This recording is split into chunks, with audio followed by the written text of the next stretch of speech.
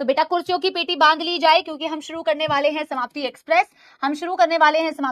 आप अपनी किताबों को बंद कर लीजिए, अपनी नोटबुक्स को बंद कर लीजिए और एक बारी बेटा देखिए कि आपको कितना याद आ रहा है पिछली क्लास का। कितना याद आ रहा है आपको पिछली क्लास का, एक बारी बेटा फटाफट से देखिए। हमने लास्ट क्लास में बेटा पढ़ा था डिफरेंट टाइप्स ऑफ डब्ल्यूबीसीज। आरबीसी की बेटा बची हुई थोड़ी बहुत बातें हमने की थी कि उसकी जो लाइफ स्पैन होती है वो होती है 120 दिन की, और मैम उसकी डेथ जहां पे होती है उसे ग्रेवयार्ड ऑफ आरबीसी बोला जाता है। दैट इज योर स्प्लीन बेटा, spleen is known as graveyard of RBC. Ma'am RBC का काम होता है ट्रांसपोर्ट ऑफ गैसेस। तो ये कुछ कुछ बातें बेटा हमने आरबीसी को पढ़ा था और खत्म किया था।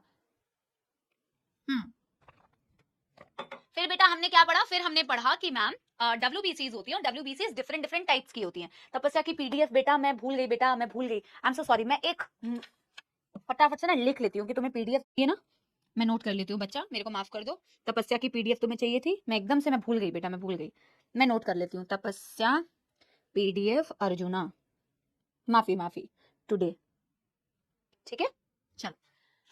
यस, अब बेटा मेरी बात सुनना। हाँ, फिर हमने बोला कि यार डब्ल्यूबीसीज में एक होती है ग्रैन्युलोसाइट्स। मैम ऐसी सेल्स जिनको माइक्रोस्कोप में देखने के बाद में हमें उसमें ग्रैन्यूल्स नजर आते हैं वो होती हैं ग्रैन्युलोसाइट्स, और मैम जिनके अंदर हमें ग्रैन्यूल्स नहीं नजर आते वो होते हैं ए ग्रैन्युलोसाइट्स। मैम ग्रैन्युलोसाइट्स हैं 3 प्रकार की, न्यूट्रोफिल्स, बेसोफिल्स, इओसिनोफिल्स। ए ग्रैन्युलोसाइट्स हैं 2 प्रकार की, एक होते हैं लिम्फोसाइट्स और एक होते हैं मोनोसाइट्स। फिर हमने बात किया मैम टोटल डब्ल्यूबीसीज का नंबर होता है 6000 से 8000 पर एमएम क्यूब ऑफ ब्लड, है ना। और जब हम इन सबको कंपेयर करते हैं तो मैम इन सबकी जो शक्ल है वो अलग किस बेसिस पर होती है, on the basis of their nucleus primarily.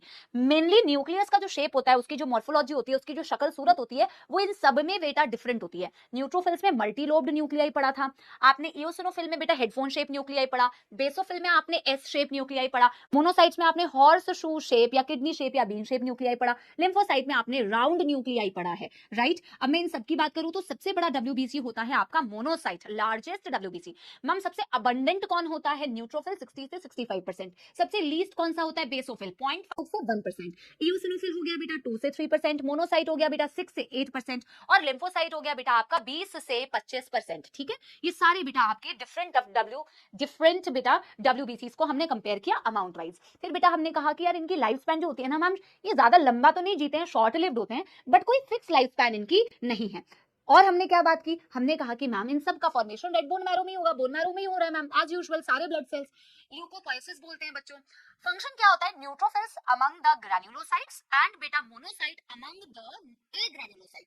Neutrophils granulocytes में से और मोनोसाइट ए ग्रैन्युलोसाइट्स में से फैगोसाइटिक सेल्स होते हैं क्योंकि ये फैगोसाइटोसिस परफॉर्म करते हैं, फैगोसाइटोसिस परफॉर्म करते हैं। इओसिनोफिल मैम कोई वर्म इन्फेक्शन हो गया, हेलमिंथ इन्फेक्शन हो गया, उस दौरान आपके ये बढ़े हुए होते हैं। एलर्जिक जब आपको होती है तो उसमें भी ये बढ़े हुए होते हैं, बड़ी एंटी एलर्जिक होते हैं क्योंकि ये हिस्टामिन के विपरीत काम करने वाला, अपोजिट काम करने वाला एक सब्सटेंस हिस्टामिनिडेज, एंटी हिस्टामिन होता है, अपोजिट टू हिस्टामिन, उसको रिलीज करते हैं।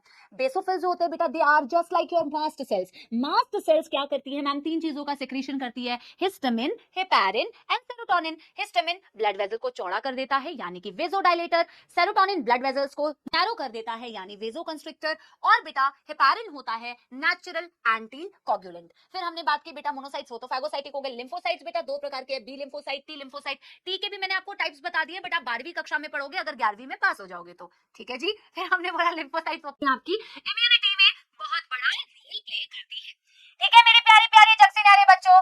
ब्लड प्लेटलेट्स के बारे में हमने पढ़ा, थ्रोम्बोसाइट्स के बारे में हमने पढ़ा। हमने कहा ब्लड प्लेटलेट्स या थ्रोम्बोसाइट्स भी आपके बोन मैरो से ही बनती है, और बोन मैरो में कुछ जो सेल्स थी आपकी स्टेम सेल्स, उन्हीं से एक सेल्स बनती है बेटा जिन्हें बोला जाता है मेगा कैरियोसाइट, यानी कि ऐसे सेल जिनका न्यूक्लियस बहुत बड़ा है। उसी मेगा कैरियोसाइट के सेल्यूलर फ्रैगमेंट्स होते हैं बेटा, उनसे टुकड़े टुकड़े टुकड़े टुकड़े टुकड़े टुकड़े टुकड़े टुकड़े होके बेटा इरेगुलरली शेप्ड होके, कोई ओवल कोई बेटा राउंड, अलग अलग शेप में आपके जो सेल्स बनते हैं छोटे छोटे, उन्हें बेटा बोला जाता है आपका प्लेटलेट्स। इनमें भी न्यूक्लियस नहीं होती पर इनमें वो होता है बेटा जो इनके लिए सबसे इंपॉर्टेंट है, थ्रोम्बोप्लास्टिन, क्योंकि यही थ्रोम्बोप्लास्टिन मैम ब्लड क्लॉटिंग में रोल प्ले करता है। इनका अमाउंट होता है 1.5 लाख से 3.5 लाख पर MM cube of blood, blood platelets का मैं बता रही हूँ। और अगर ब्लड प्लेटलेट्स की कमी हो जाए तो क्लॉटिंग डिसऑर्डर्स हो सकते हैं, और ब्लड प्लेटलेट्स 1 हफ्ते तक जिंदा रहते हैं। और बेटा इसी बात के साथ में आप लोगों को सारी बेटा चीजें याद आ गई होगी। आप है मेरे प्यारे प्यारे सपोले, और अब बेटा सपोले बिल्कुल बेटा कॉपियां खोल लीजिए।